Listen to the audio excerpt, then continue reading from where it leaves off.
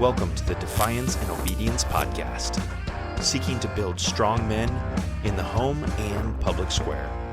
And here's your hosts, Josh, the Second Amendment absolutist, and Ian, the conspiracy guy. What do you got in your hand there, Josh? Absolutely. The Second Amendment absolutist. I have got Great Nations Tartside Hyperdrive. Great Nations or Notions? Great Notions. You know what? I think I read that the opposite way every time. Whatever I did last time, I do it the opposite way. I mean, that sounds like Great League of Nations. It's 7 nation armies. Right. Whoa. Yeah, great notion. Hey, yeah, be careful of that chair. There's a reason I gave it to you. I just about killed myself live several times. So Tartside Hyperdrive. On air death. Yeah. Guava raspberry tart. This one's weighing in at 6.1% alcohols. With their usual fantastic art. I like it. Yeah, they do have some good art. Yeah. They don't like the art on like the three-way IPAs like that we had last week. It's always like, okay, this is creative. Yeah. No one else has this, but it is a little weird. Yeah. These are usually like, wow, that's creative and weird. Yeah, and weird. It looks pink. It does, which I would expect with guava. Guava what? Guava and raspberry. Yeah. Sounds like a summertime porch drink. You know what? Yesterday was the last day of school. Uh-huh. So there we go. Yes, last day of school. The grand finale of, well, our school year, our work, of that type, for the time being. Wow. Yeah. It smells like, I don't know, like a really... Like you fell into a face full of raspberries that were tart. I mean, I was going to say a really well-made, like church punch, but then I was like, is that a I don't know compliment? If well-made, if you're going for the church punch thing, I think well-made's not. Mm-hmm. Like some semi... Whoa. Yeah, it is. It's got the tart on there. It does. It is church punchy. Woo! If you wanted church punch that wasn't made out of powder. And what does it say? Tartside Hyperdrive. Yeah. And it looks like a rabbit and a Sasquatch are flying into an eye that's like speeding into it. Well, I mean, I think they're playing off. That's supposed to be Chewbacca, right? Oh, that could be. Like It Chewie is, from. yep. So they're going into like. It's funny hyperspeed. how your what not preconceived notions, your biases. yeah, like I looked at it and I was like, wonder why he's got his night vision around his shoulder. Okay, yeah, exactly. I don't look at things through Chewbacca eyes. Right. I mean, I usually don't either. Yeah. But when I read Hyperdrive and then saw the light thing, I don't know where the eyeball's coming from. Yeah, that looks like the all-seeing eye of on the back of your dollar bill over the pyramid kind of a thing. Yeah. But yeah, I think this is actually here. I'll show the camera so you can see what the can art looks like. So you got Chewbacca over on that side. That definitely is one that I would not be able to put back two of those beers in a row. Oh no, It's good. yeah, it is. But it's the kind of good that you don't want to have too much of, which I really enjoy that. I want to be done with my alcohol drinking going, man, I want to have some more of that again. Instead of like, oh, yuck. Yeah, not like I want to drink 5 gallons right now, but like sometime I want more. I almost spit out. Man, 5 gallons. Why is it last time we talked about 71 hot dogs, and now we're talking about 5 gallons? I do believe it was 70 and a half. 70 and a half, that's right. So what does that look like? Does he get to the I don't even 71st and then he's just like Dunsies. No, but like, because the other ones, I don't think he's biting. You know, I think he's just. Josh just thought about that. Yeah. I think he's just I mean, that's why they have water. They're just like sliding them down. And then you get to that 71st and you're like, I can only do half this one. I've reached a stage in my life where overconsumption of anything just it leaves like a sick thought in my stomach. Yeah. Like it used to be like, oh man, I wish I could eat that whole box of donuts. Or, oh man, I could eat a whole pizza. Now I'm like, yeah, I get sick at the thought of Right. Yeah, so 5 gallons of Tartside Hyperdrive would... Currently, every time I take a sip, I can't help but my eye twitch. Yeah. You know?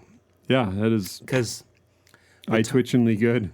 the tartness, it just sits right on the front of your teeth. Yeah. But yeah, we were just talking about before we press record, you know, with the conclusion of school, I put together a year-end video, which I enjoy doing just because I feel like it adds some value to the ethos, the just feeling, not just feeling like you're a part of something, but you know, Yeah. being able to see what we did over the year on a screen. Yep. Just little glimpses throughout the year, and just how things like that I mean, that's just one example in one context, but how giving, because you could say on the one hand, well, it's just a video, and why spend all that time doing that? And yeah, there actually might be a compelling case to spend more time on something else, but sometimes it's the maybe the things that on paper don't look like they would add value that can. Yeah. Oh, yeah. And not just in an organization, but you know, it's like I don't know, spending time with your kids sitting in a lawn chair next to them, and where you're like, okay, but what are you actually working on? What are you doing? You know, it's like, no, I'm just sitting. Yeah. Like I'm just sometimes those intangible things. Because I mean, you might say video is tangible, but it is really fleeting. Like moments pass, and you either captured it or you didn't. Well, I mean, all of us have, 7,000 pictures on our phone that we don't always. I mean, you're one of the weird ones that you're like, hey, look at this from 7 years ago. I'm like, how do you have that? Yeah.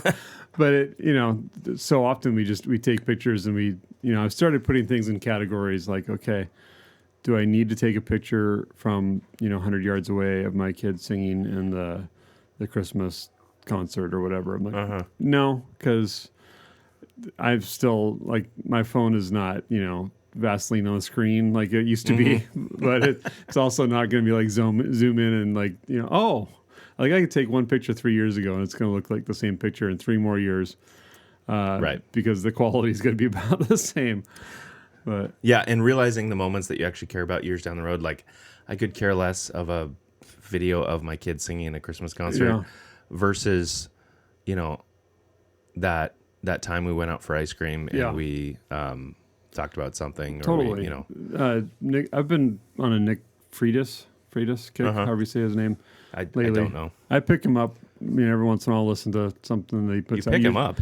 Yeah. It's my part of my, strength training. Oh, yes. Yeah. Okay. Yeah. But usually it's little snippets. But this week I've actually listened to probably 2 hours worth of his stuff. And he was talking about, I think somebody asked him, like, they realized that, their boys are like 12, 13 years old, and they didn't have the connection that they wish they'd had early on to kind of build up into those early teenage years.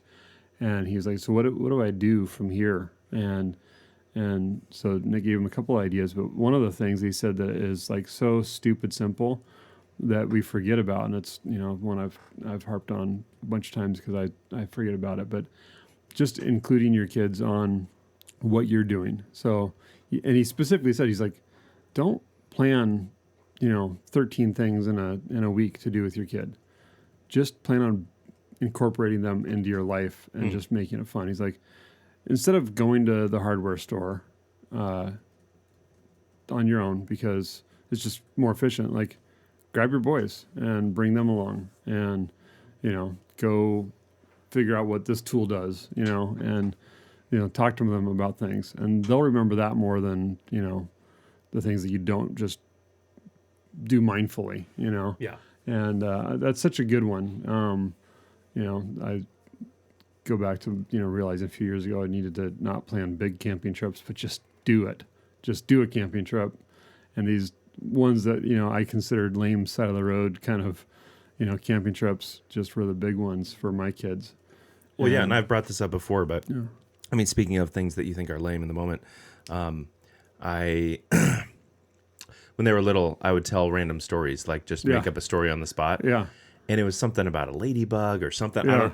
I don't even know. They bring it up. Yeah. And they still remember vaguely the details. Exactly. And you're just It's like, I remember just pulling this crap out of my butt. Yeah, And just like, exactly. this is a lame story. Yeah, they're like this will die. Yeah. It'll satiate their need for a story right now, maybe. But for them, it was like the best story ever. But I remember going, camping with my dad and just laying there in the tent, Yep. disconnected. There's no TV. There's no artificial light. Yeah. It's just laying there trying to go to sleep. And he told this story about, I don't know, I think it was a dad and a son out on a trip, Yeah. and the kid falls in some sort of cave or something, Yeah. And I still remember, like, I don't remember the details, but I remember Yeah. him telling the story.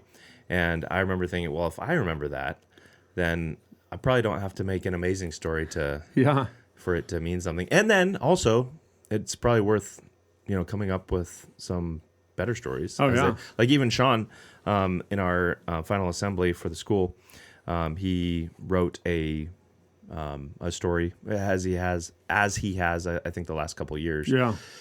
And it was about, forging a story about boys forging a sword. Yeah. And some of them taking the cheaper option that was just cast versus hammered and forged, and the value of not trying to shortcut the process. Yeah. So that was good. And, like stories sometimes, especially when you're talking to a broad audience, sometimes stories can convey a lot more than your bullet points could ever. Totally. Yeah. And that carries through with having children. I mean, doing the simple things are really the big things. More even in, like, you're talking about bringing kids along with you. It's been a while since I've really spent some time building some stuff, period. Yeah. But the next time I do, I want to bring Job along because, like, there's so many principles. Like, okay, I'm drilling it this way so it doesn't split the wood, and I'm using this size fastener because if I used a bigger one, it would go through the other side, I'm using these screws. They suck, but for some reason I bought like the largest quantity of them. And so now I have to pre-drill all my holes that I would not have to do if I bought a better screw. But for whatever reason, these screws suck. And so happened, but if it did. Yeah. What's so funny, Josh? Oh, well, we just heard a click. And somehow, I don't know. Your hands weren't close to it wasn't like, you bumped the off button or anything. I don't know. But I hope that we get more than 13 minutes on this next segment before it clicks again. But it reminded, when you said Nick Fritas, it reminded me of, because I don't think we've discussed it on here. I don't know, we've discussed this topic in general, but like he provided, he's done a couple of these videos. I think one in like a selfie video like he normally does, and then another in like, maybe it was an interview with like Doug Wilson or something like that, where he said, what are the criteria that people should be asking themselves whether or not they should stay in the state that they're in? Oh, yeah. That was really good. Yeah, I saw that one. When I asked ChatGPT, these are the questions that they said roughly are the ones that he said. Can you still provide for your family? Can you protect your family? Can you educate your children according to your values? Are you funding the opposition to your core convictions? And what is your calling, and where can you have the greatest impact? So I think those are good questions. Yeah. I think currently we can still protect our family, mostly. Yeah. Can we provide for our family? It's on the edge. Mostly. Yeah. Can you educate your children? Yes. Yeah. are you funding the opposition? Probably just by our taxes are going to that. Just by the amount of fraud that our taxes go to. Fraud, and then also we are, what do they call it? A harbor state for all the bad things. all the bad things. There's people that want to kill their babies, people that want to get here illegally, people that, I saw a sign on the way here that said something about like, stop this ice warehouse from being built or whatever. And I was like, I can't remember where it was. I drove here from Bothell, so I saw it somewhere along the way, but I was like, where is this going in at? An ice warehouse. Yeah. What? Yeah. Huh. I guess we're not freezing illegal aliens. So. I saw something recently about, the Department of Transportation was putting up a fight with probably Washington State and maybe a couple other states about not issuing plates or something like that for their enforcement agencies. Oh, yeah. I did see something about that. Undercover stuff. Yep. Because that's a way that they're easily targeted is people are, I think that in general, those agencies are not that great at being undercover. Yeah. You're like, that vehicle is so plain. Right. That it must be an undercover vehicle. Totally. Yeah. You're like, what's that extra antenna? Why did they put black steel wheels on a brand Black new steel wheels is a giveaway. Yeah. I have seen some vehicles from some states that are like, I would have never guessed that Mustang was a undercover. Oh, yeah. I remember, probably early 2000s, there was a State Patrol WRX. Oh. I saw it several times on the trestle, and I thought that it was maybe going to work, and was like, I don't think so. And then a friend of a friend said, oh, yeah, he caught a coworker of mine because he was like trying to get him to race and busted him. And then I heard that story from a couple of people. And then one time I actually saw reds and blues on him pulling somebody over. And they used to have the 5.0 Mustangs, way back in the day, probably 30, no, probably 40 years ago now. State Patrol had 5.0 Mustangs. Okay. Well, yeah, when I was working in Skagit at the dealership up there, there was this maroon Charger that was always like camped out somewhere on the on ramp or in the median. I was always looking for him. Yep. And I saw him one time. I saw him get out, and I was like, yes. You only sit in the vehicle because all your calories are showing on your body. Oh, I see. You got that kind of horsepower just to move your ass down the road. Oh man, have you seen it was a couple weeks ago, but there's a video of a guy a cop trying to like tackle a guy, and it was painful. Like, was it the one where he was trying to tackle him, or where the guy just did 0 to 60 in 2 seconds, and then the guy just like made 4 steps, and it was kind of like Dunsies? No, it was like someone like that. No, the guy was trying to tackle him, and it almost looked like two women just kind of, I don't know, doing this stand-up jiu-jitsu thing. Like, no one, like, arms over each other, and no one's really gaining the advantage, and the cop is just looking like a joke. Oh, man. He might have been an older cop, and I don't know. Physical fitness, I think, is less on the priority these days. They're just trying to fill seats. Yep. And you see more women going into law enforcement.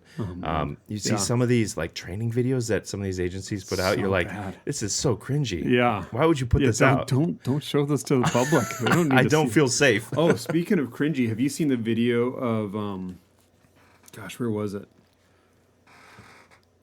I can't remember what state it was in now, but Canada. I wish it was. They probably aren't able to own firearms as law enforcement up there, but it was a patrol car dash cam pulling into a underground parking. It was like at the PD or whatever, and they pull up right behind another cruiser that's parked, tailgates up, and one of the cops pulls out his gun and aims it at the officer coming up, like, oh, this is a joke, holsters it back, and next thing you see is the windshield shatters, and the cop that pointed the gun like gets hit in the shoulder, falls to the ground. The person that was pulling up had the gun pointed at them apparently pulled their gun out, pointed it back, and accidentally pulled the trigger and shot their fellow officer in the shoulder. And like it looked like just right where the vest ends, possibly. And yeah, it was.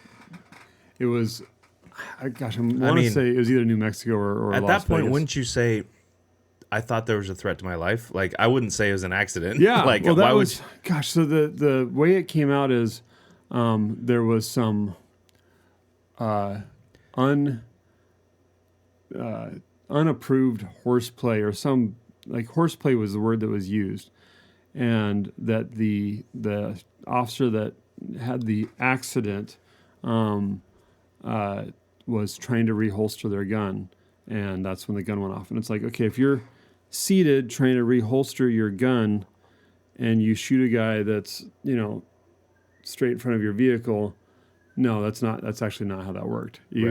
You did something like you were a female officer that thought you were shooting your taser or something like that. But it was insane. Like, horseplay is not that. Like, if that happens in a tier 1 unit, you have lost your job immediately. If you're my friend and you've done that, we're not friends anymore. Right. Like that's not, like, as 15-year-old gun owners, that was not allowed. Right. And so when you've got guys like that's their job, that's a tool for their job, and they're pulling out and pointing loaded guns at each other, like, both those cops need to be fired. That is ridiculous. I'm really actually happy that the guy got shot. I'm glad he survived it, but he needed that. It was great that, he was the one that initiated the foolishness and paid for it the worst. Well, I saw a very clickbaity headline the other day that was like a cop pulled a gun on another cop for putting like tuna in the microwave or something like that. And they received some, I don't remember the disciplinary action, but I think could you get jail time for that? No, I don't think you can, but there was some sort of... You can't if you've got a badge on. But, if we did that... Right. 100%. Yeah. That happened over here in the church kitchen. Uh-huh. Yeah, there'd be jail time involved. Yeah. Yeah, so there you go, guys. We filled you in on the TikTok news of the week, firearms related and otherwise. I think we need to keep policing our own ranks in terms of, not making.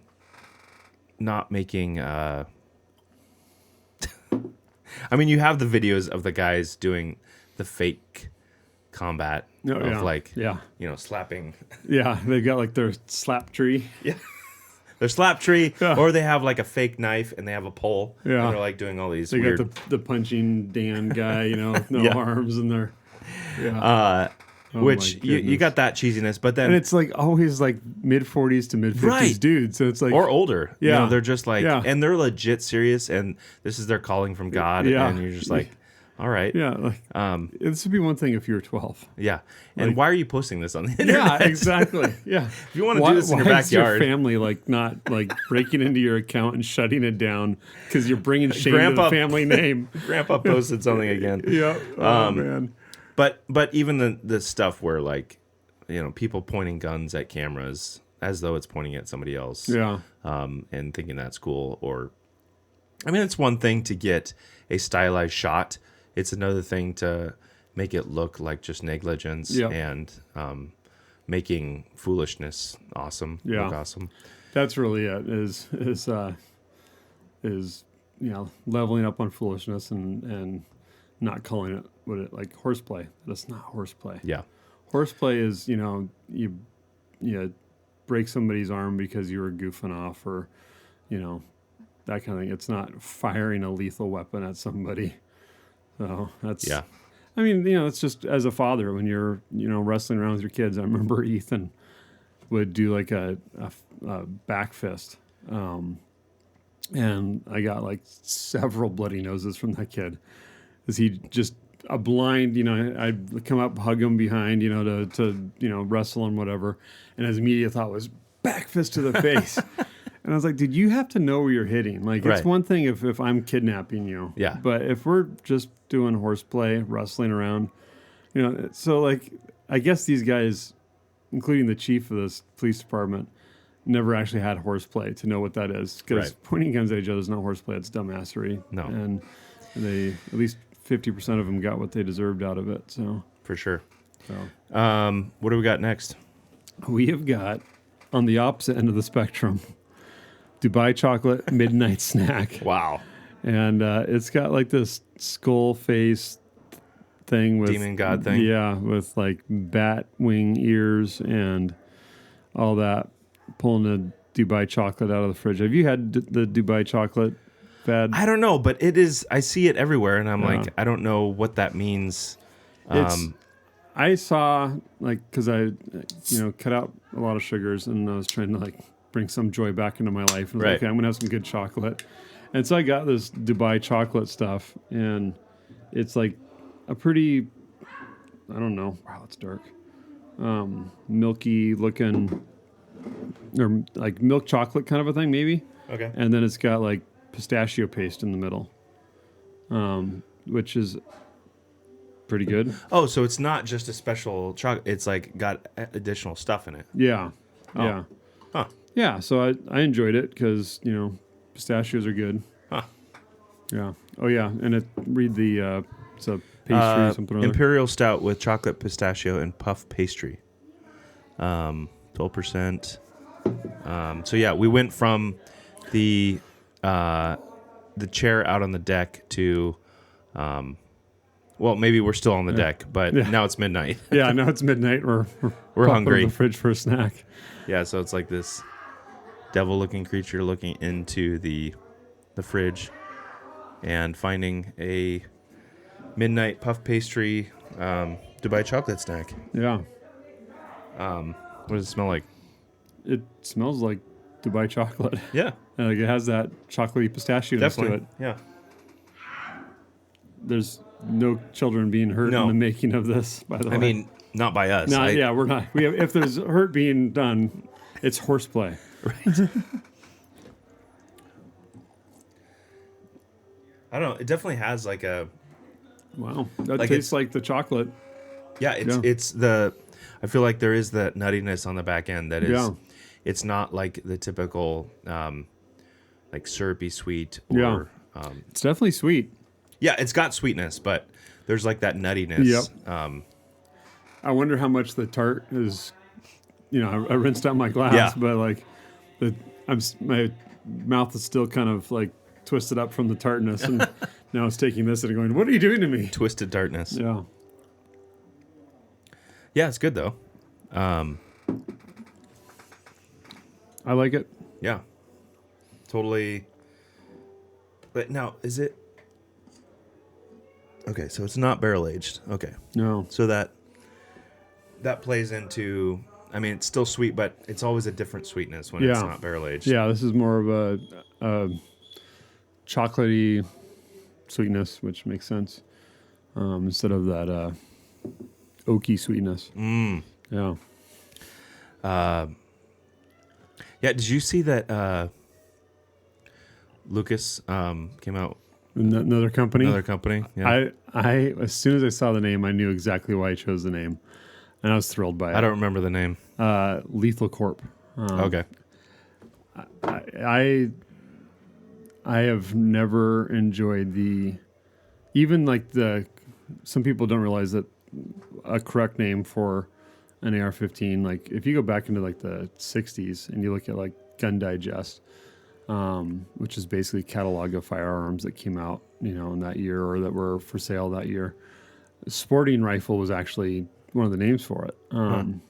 So a lot of people these days are like, oh, that's just an NRA name to kind of make it, more innocuous and less threatening. And it was actually named because we use guns for a variety of things. And we, as much as I hate to admit it, but I've been this too. like to be this again, actually, but like sometimes you can own guns just for fun, not because you're wanting to be part of a militia or whatever. Like there are definitely many guns I've had that you would put, in the range toy category. So they're just really fun to shoot, and they might not be like the best for home defense or killing rabbits or whatever, but they're just fun. We did that a couple weeks ago out at the cabin shooting suppressed 22s with tracers. Like I could do that all night long. That was so much fun, and it doesn't cost hardly a thing compared to shooting most of the other guns. But the MC, where were they going with that? The M16 or the SPO1 was considered like a sporting rifle. I'm trying to remember where I was going with it. Well, you said you knew why he named the company that. Oh yeah, that's right. So the reason he named that company Lethal is because these are for lethal means. Like so many of us gun guys try to, and make it so that the firearm is not dangerous sounding, because then it will offend the people that just want to take them away from us regardless. Right. And we need to just say, no, we actually bought these so we can kill tyrants if they ever go past the line. Or any of these people that you're letting roam the streets that should be in jail. Yeah, exactly. Which is, another form of tyrants, allowing these people to come out and wreak havoc on civilization, and they're unwilling to do anything about it because the cops are too busy shooting each other in the parking garage. Well, and pulling people over for having tabs that are overdue. Yeah, exactly. So, there's got to have our priorities. And apparently, since everybody else is out of whack, we've got to actually be the ones to protect ourselves. But so he actually did put out a video, or maybe as a short clip on Instagram or something, saying, the reason we call it Lethal Institute or Lethal Corporation is because these guns are made for protection, and they're supposed to be lethal.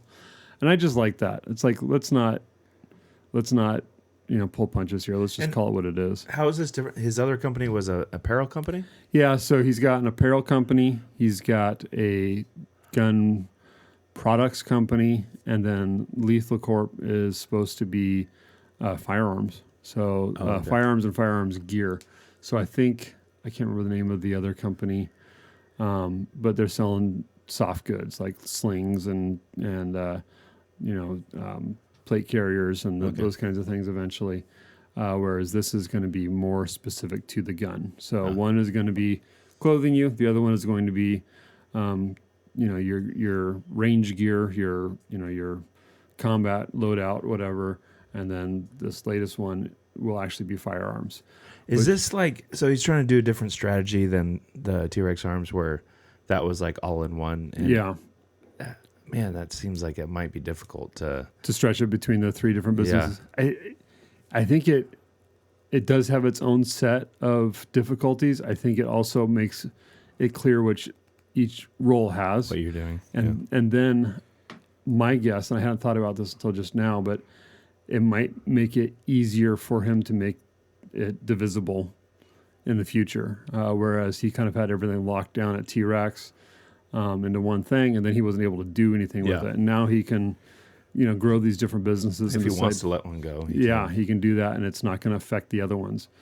And also in terms of marketing and stuff like that, like one, you can say, no, this is not a firearms company. Yep. We just do clothing, or we just do this. And this other one is like, we realize we need special permissions, or, there's different set of laws that govern what we can sell or what we can advertise. Yeah, because one is literally going to allow the government to come into your business at any time and inspect it, know. And the other one is gives you a lot of freedom to not have to do any of that. Yeah. And then because of what has been the adverse nature of bureaucracy in the last 6 years, which seems to be changing a little bit, but could also change once we have new administration. The ATF, their active goal was shutting down gun-related businesses. And so should that happen again, then he could have one business shut down and keep the other ones rolling, no problem. Yeah. So that makes it a little bit more resistant to different problems. So I'm excited about it. There will have... nothing's ever been inexpensive with them.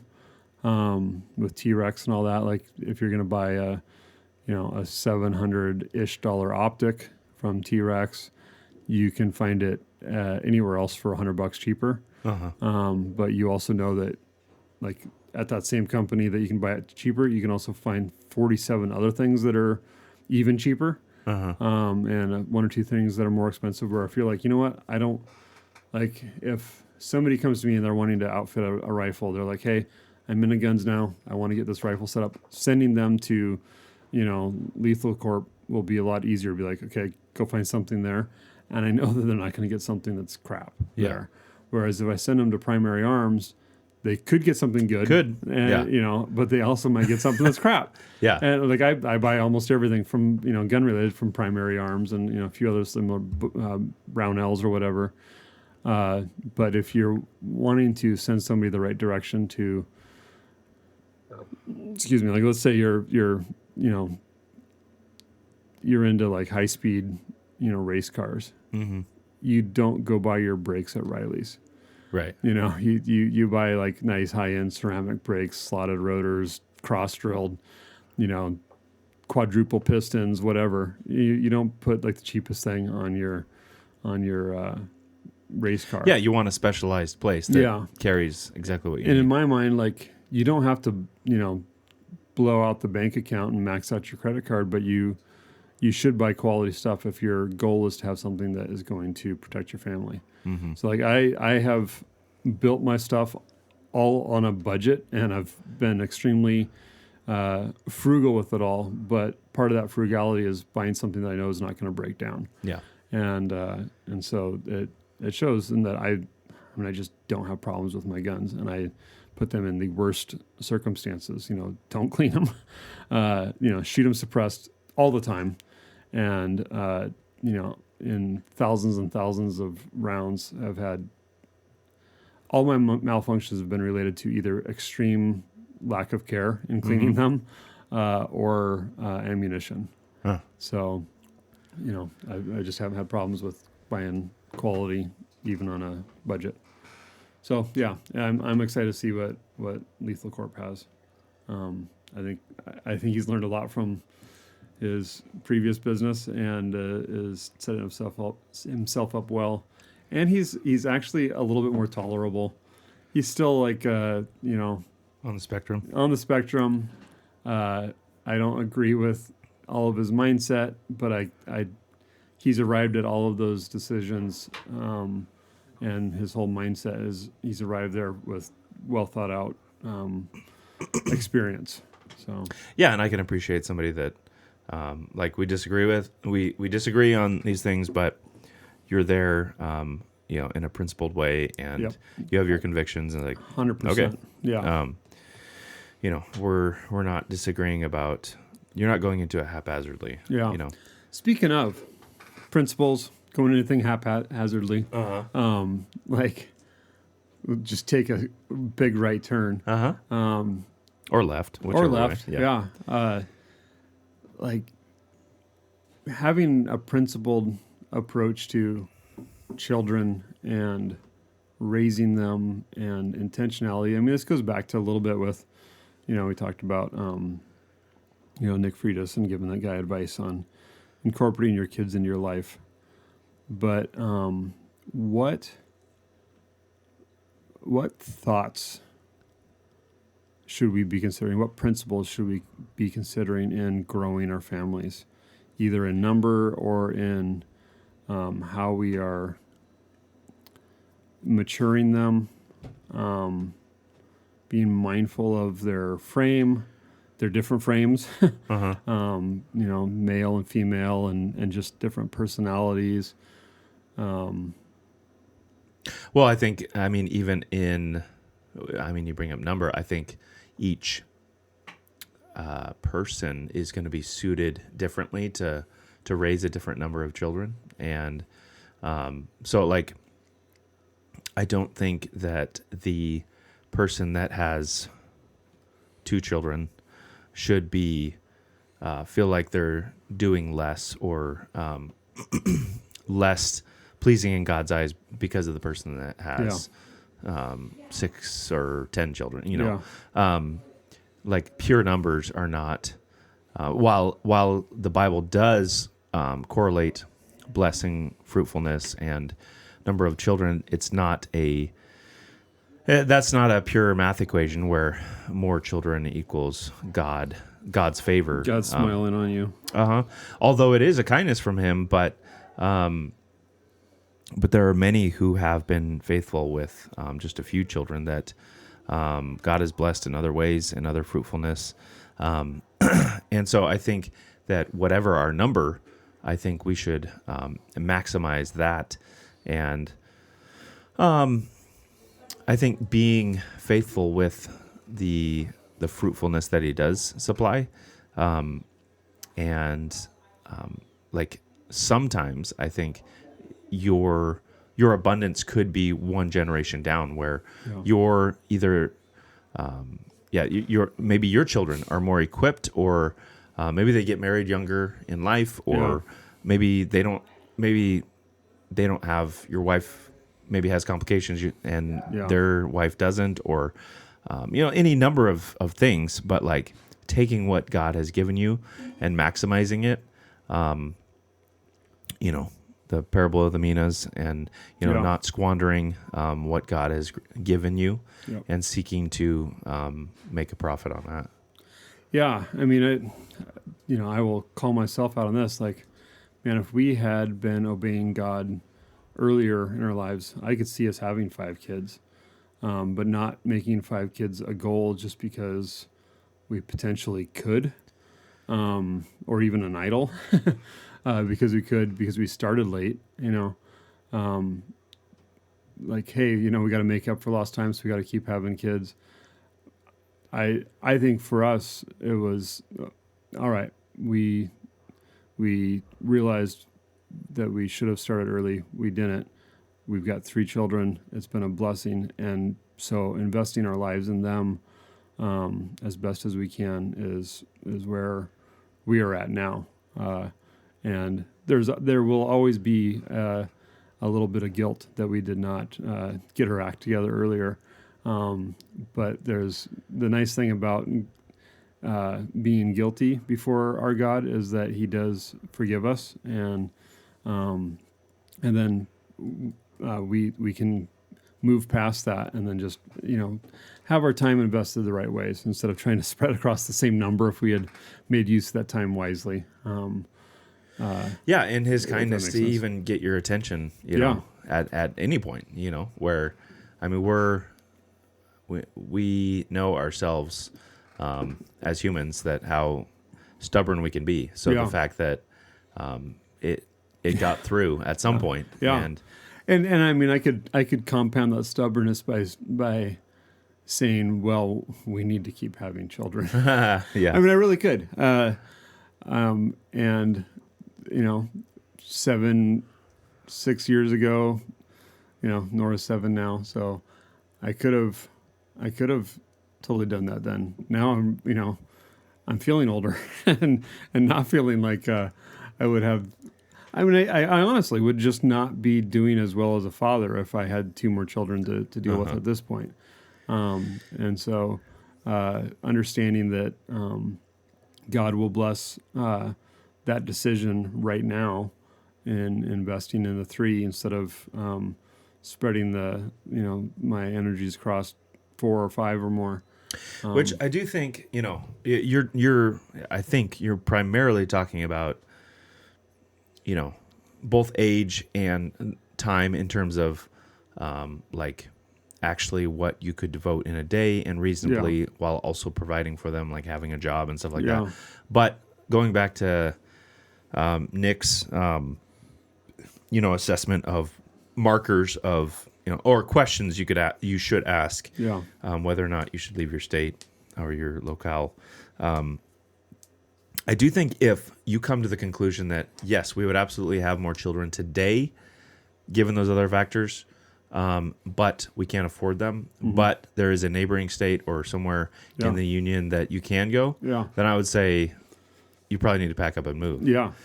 Because you should not let that reasonably the budget constrain the number of children. Yeah, I think that's one of the last, and this is going totally against, Josh from 16, 17 years ago would have said, but unless you're just destitute, God provides that. You need to look more on what you're, there's a lot of other factors to look at beyond finances when it comes to raising children. Mm-hmm. Because there's people that don't have a financial barrier, that really need to grow themselves well enough to be able to raise 2 children. That's a big one. We were talking earlier about people that are hard driver businessmen, kind of thing, and they could have 1 child or 15 financially, but their maturity level is going to be a huge factor in how many children they should be investing their time in, or even like making a decision to not invest all their time into their business or their hobbies, and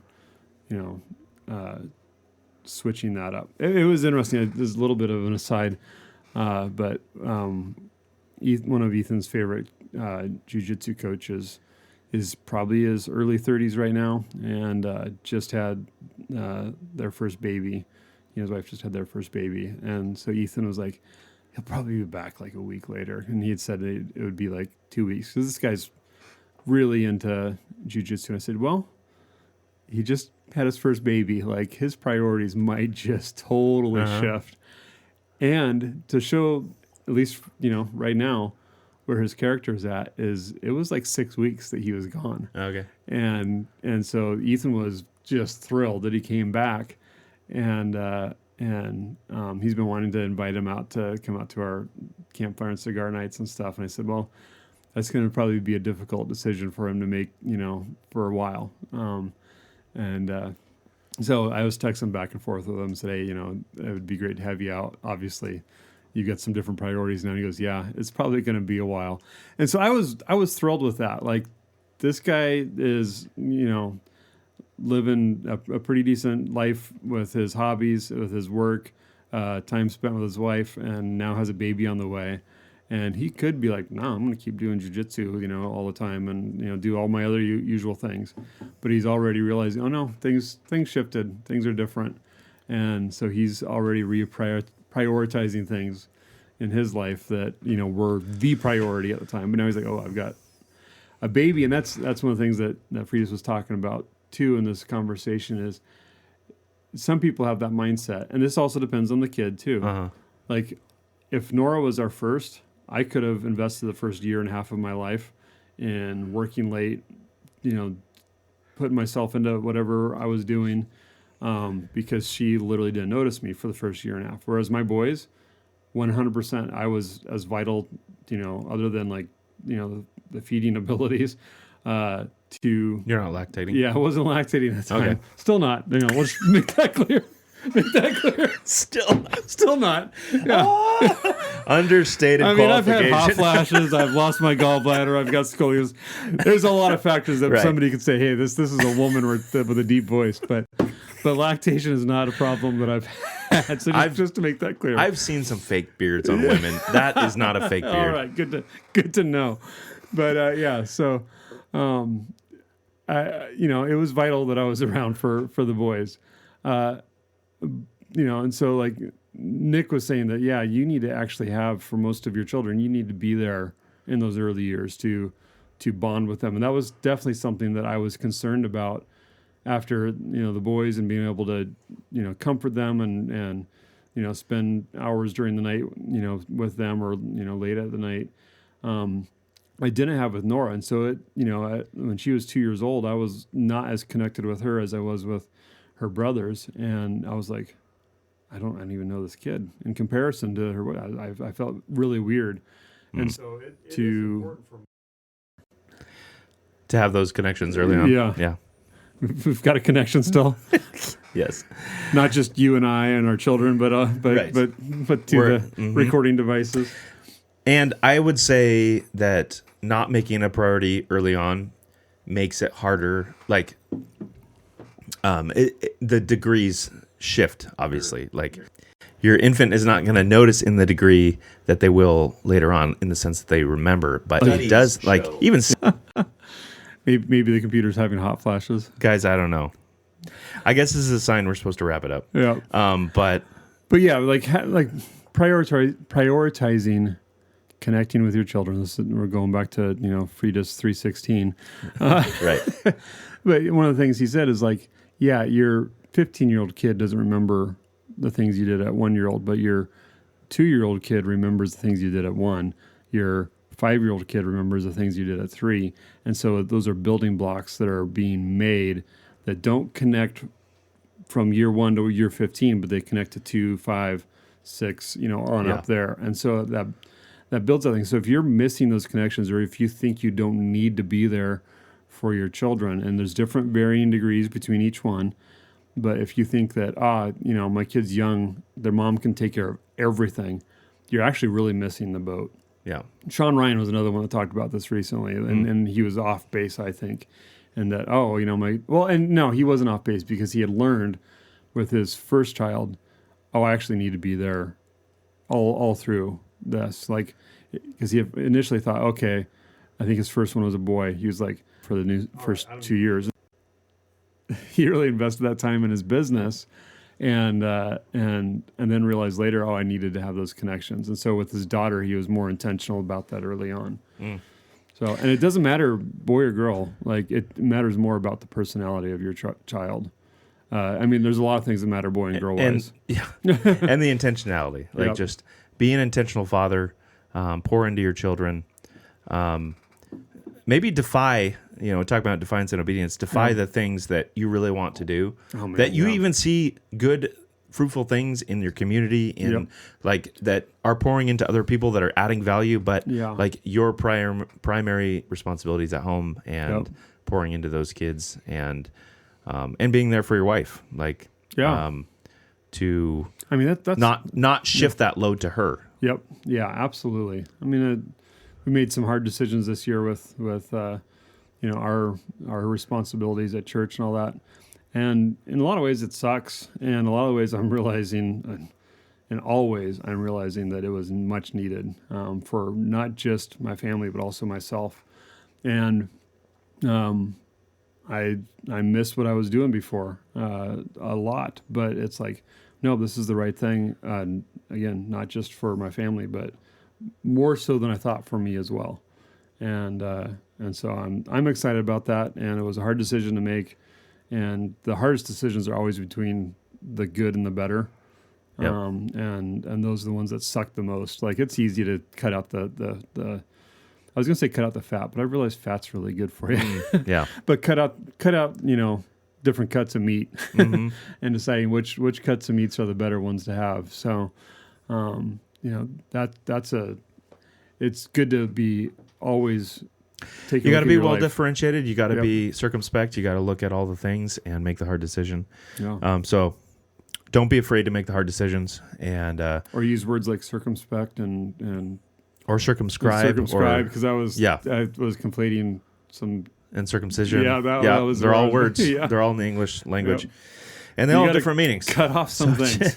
Use the right one. Yep. And until next time, be defiant, be obedient, and submit to Christ in all things. And don't be afraid to make the hard decision. Yep. All right. Thanks for joining us for another episode of the Defiance and Obedience podcast. Come back next time for another dose of constructive contrarianism, curious musings, and fatherhood direction. You're not lactating? Yeah, I wasn't lactating at the time. Okay. Still not. We'll just make that clear. Still not. Yeah. Understated I've had qualification. hot flashes. I've lost my gallbladder. I've got scoliosis. There's a lot of factors that somebody could say, hey, this is a woman with a deep voice.